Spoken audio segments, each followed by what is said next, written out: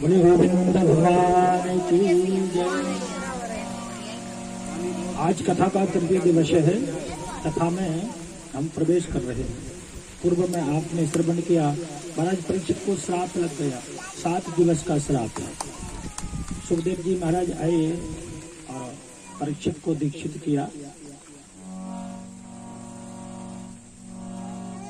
और महाराज परीक्षित ने प्रश्न किया कि आसन्न मृत्यु मनुष्य को क्या करना चाहिए, जो मरने वाला हो उसे क्या करना चाहिए। सुखदेव जी महाराज ने पूछा परीक्षित से कि परीक्षित ये बताओ कि सबसे बड़ी वस्तु कौन सी है, हमारे जीवन में सबसे बड़ी बात कौन सी है। और पूछा कि भगवान किसको प्राप्त होते हैं, किसको मिलते हैं। समझो कि हम कहें कि भगवान उसी को मिलते हैं जो 10 बार स्नान करते हैं, तो क्या जो 10 बार नहाते हैं उनको भगवान मिल जाते हैं? ऐसा नहीं। नहाए धोए क्या हुआ जो मन मैल न जाए, नीन सदा जल में रहे सो धोए बास न जाए। कहीं स्नान करने से भगवान मिल जाते तो मछली तो पानी में ही रहती है, उसको सर्वप्रथम भगवान मिलते। कोई कहे कि जो भोजन नहीं करते हैं उन्हें भगवान मिल जाते हैं। पशु पक्षी तो वनस्पति पाते हैं, वनस्पति खाते हैं, पर उन्हें भगवान नहीं मिलते। रही बात कि सबसे बड़ी वस्तु कौन सी है, तो कोई कहे कि पैसा बड़ा है, कोई कहे कुल बड़ा है, कोई कहे पद बड़ा है, लेकिन नहीं।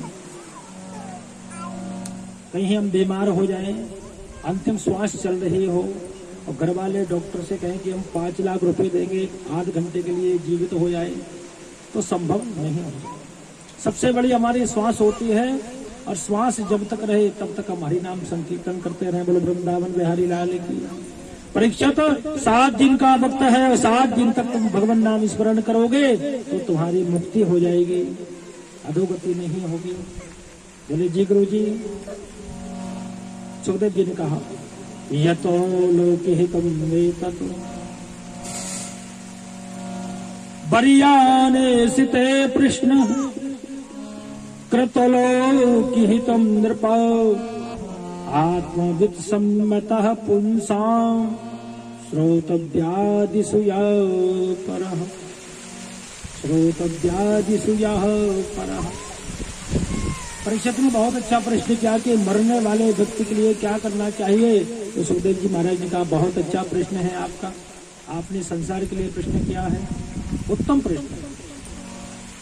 निद्रया ह्रियते नक्तम येवायेन च वावयः दिवाचार्थे हयो राजन कुटुम्ब भरणेन वा। देखो दिन और रात्रि 2 हैं। निद्रया ह्रियते नक्तम, दिन तो व्यक्तियों का कमाने में चला जाता है, रात को या तो खर्राटे बजाकर सोते हैं अथवा तो सांसारिक सुख लूटते हैं। 2 ही बातें हैं।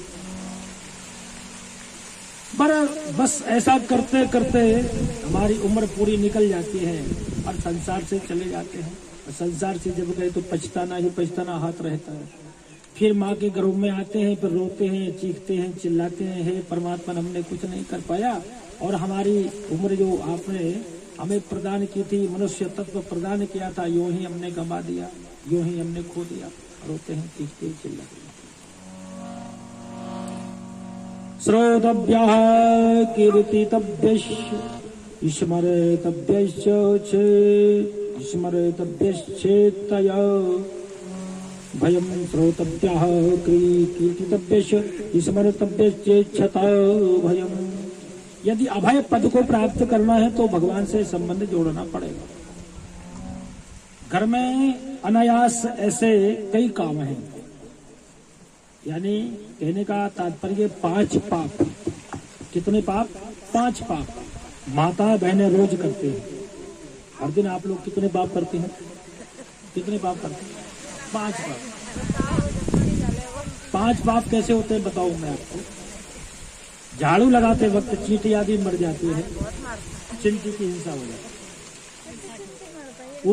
ओखली कूटते वक्त चींटी की हत्या हो जाती, जीव आदि मर जाते हैं। चक्की चलाते वक्त चींटी मर जाती है, जीव आदि। चूल्हा जलाते वक्त जीव हिंसा हो जाती है। और जहाँ पानी की मटकी को रखा जाता है वहां भी कभी कभार जीव दब जाता है। तो ये 5 पाप बिना जाने अनायास हो जाते हैं। मतलब हम समझ नहीं पाते, ये अज्ञात पाप हैं जिनका पता नहीं चलता। हर घर में 5 पाप होते हैं। और उन पापों से दूर जाने के लिए क्या करना चाहिए हमें? ये तो रुक नहीं सकते होते हैं, पर उन पापों को दूर करने के लिए पता है क्या करना चाहिए? हम भोजन बनाएं, भगवान को स्नान कराएं, पूजन करें और भगवान को 5 ग्रास अग्नि में स्वाहा बोल करके डाल देना चाहिए, ताकि हमारे 5 प्रकार के जो पाप हुए हैं उन 5 प्रकार के पापों की प्रायश्चित की पूर्ति हो जाए। प्राणाय स्वाहा, अपानाय स्वाहा, ज्ञानाय स्वाहा, समानाय स्वाहा और उदानाय स्वाहा। ये 5 बार आहुति देने से पापों का प्रायश्चित हो जाए। ऐसा हमें अवश्य करना चाहिए। आप देते हो, आहुति देते हो, भगवान को देना चाहिए। देने से ये पाप दूर हो जाते हैं। रोज के पाप हुए, रोज आहुति दी तो पाप हमारे क्षम हो जाते हैं, पाप हमारे नष्ट हो जाते हैं, पाप हमारे भस्मीभूत हो जाते हैं। महाराज खटवांग को 2 घड़ी पूर्व पता चला। देवर्षि नारद आए राजा खटवांग के पास और आकर कहा कि राजन कुशल से तो हो। तो राजन ने, खटवांग राजा ने देवर्षि नारद जी का स्वागत किया, बिठाया, आसन दिया, चरणों को धुला, उस चरणों तक से शरीर को पवित्र किया, छिड़क कर पान किया। देवर्षि नारद ने कहा कि ये सब रहने दो, 2 घड़ी का समय है, 2 घड़ी के बाद आप मर जाओगे, आप मरने वाले हो, आपकी मृत्यु हो जाएगी, परलोक संबंधी कोई कार्य आप करो। खटवांग राजा बोले कि 2 घड़ी में क्या हो सकता है? कुछ नहीं हो सकता। देवर्षि नारद से कहा ऐसी युक्ति बताओ कि 2 घड़ी में हमारी मुक्ति हो जाए। तो नारद जी ने कहा कि जब आप यहाँ से जाओ ना, तो ये जो कक्ष है 10 बाई 10 का तुम्हारा रूम है, कमरा है, साथ ले जाना। पता नहीं वहाँ व्यवस्था मिली ना मिली, तो रहने के लिए ठिकाना तो साथ ले जाना। राजा ने कहा देवर्षि नारद से कि नारद जी कुछ जानते हो कि नहीं जानते? यहाँ की वस्तु वहां नहीं जाती। अच्छा बोले। देवर्षि नारद ने कहा 2-4 जोड़ी कपड़े ले जाना, कौन देखता है?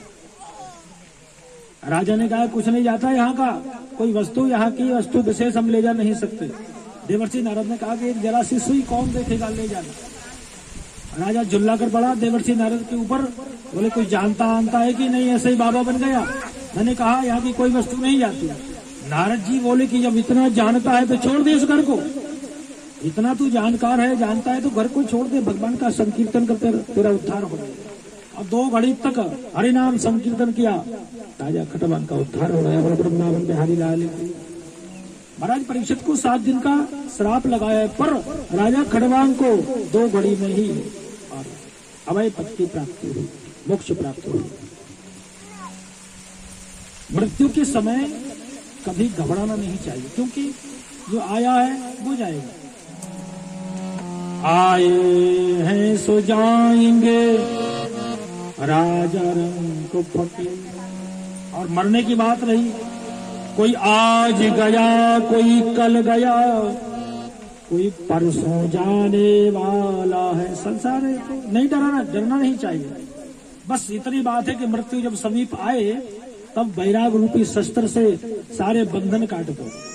ना पुत्र का मोह है, न पत्नी का मोह है, न घर वालों का मोह है, न पड़ोस वालों का मोह है, किसी का मोह किसी प्रकार से ना हो। बस मोह को काट करके भगवान का चिंतन करो, भगवान का सुमरण करो, भगवान का स्तवन करो, तो हमारी मुक्ति हो जाएगी। और ऐसा नहीं किया ना तो फिर कुत्ता बनना पड़ेगा, उसी घर में आके बछड़ा बनना पड़ेगा, कीड़ा बनना पड़ेगा। इसलिए वैराग रूपी शस्त्र से अपने संबंध काट डालो, भगवान से संबंध स्थापित कर लो। यही माया ही तो है। बच्चे की बड़ी चिंता है, कुछ करता नहीं।